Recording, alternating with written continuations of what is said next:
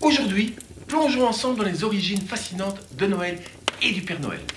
Vous allez découvrir comment cette fête qui réunit aujourd'hui famille, cadeaux, magie est en réalité le fruit d'un mélange complexe de traditions païennes, chrétiennes et modernes.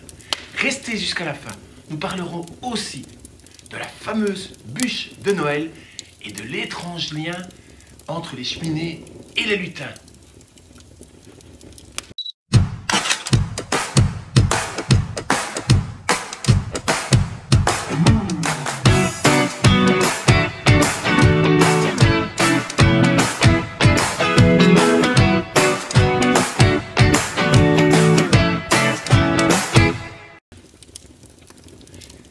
Ça commence il y a bien longtemps, par des fêtes païennes qui ont réellement inspiré Noël. Avant que l'Église ne fixe la date de Noël au 25 décembre, au IVe siècle, plusieurs festivités païennes célébraient déjà le solstice d'hiver. Ces fêtes qui marquaient le retour progressif de la lumière après les jours les plus courts de l'année. Voici déjà quelques exemples.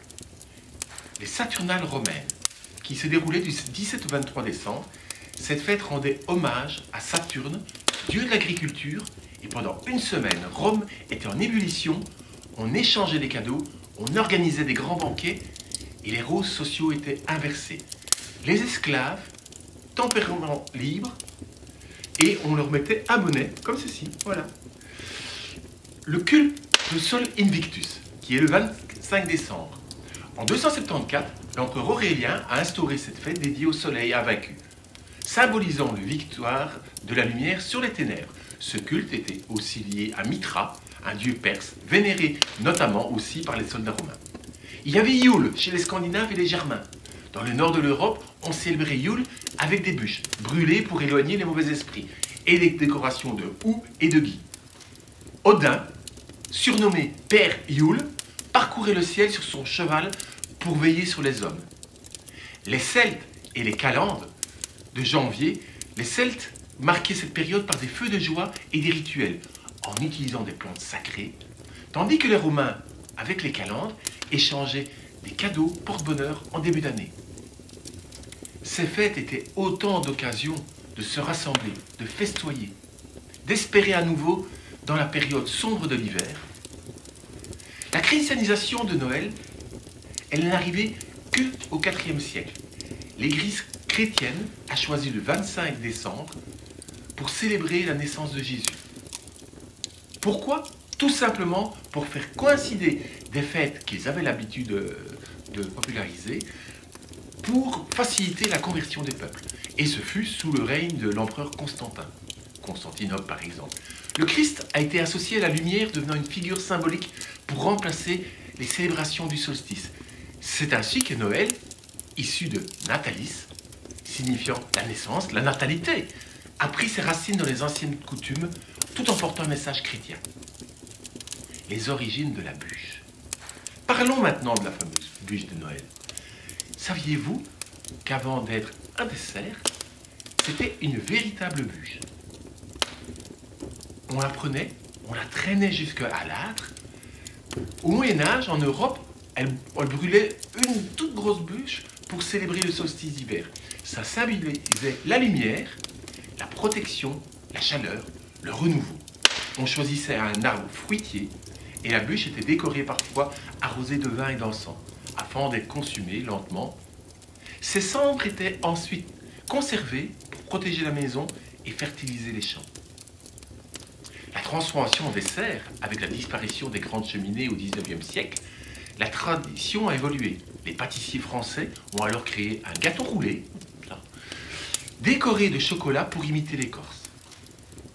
Aujourd'hui, la bûche de Noël est un incontournable des fêtes, déclinée dans de nombreuses versions glacées ou modernes. On arrive à la partie que je préfère. Santa Claus, les cheminées et les lutins. Passons à une autre figure incontournable de Noël. Le Père Noël, ou Santa Claus chez les anglo-saxons. Ce personnage trouve ses racines dans plusieurs traditions. Saint-Nicolas et Sinterklaas.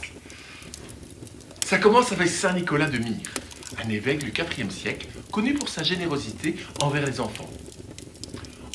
En Europe du Nord, cette figure est devenue Sinterklaas, un personnage qui distribuait des cadeaux en passant par les cheminées. Les influences nordiques dans les mythes scandinaves, les lutins de Julenis étaient associés à l'hiver et à la maison. Ces petites créatures, souvent invisibles, laissaient des cadeaux et si on les honorait. Dans la littérature américaine, l'image moderne de Santa Claus prend forme au XIXe siècle, avec le poème A Visit from St. Nicholas, en 1823, où il est décrit comme un joyeux lutin rondouillard, descendant par les cheminées pour livrer des cadeaux.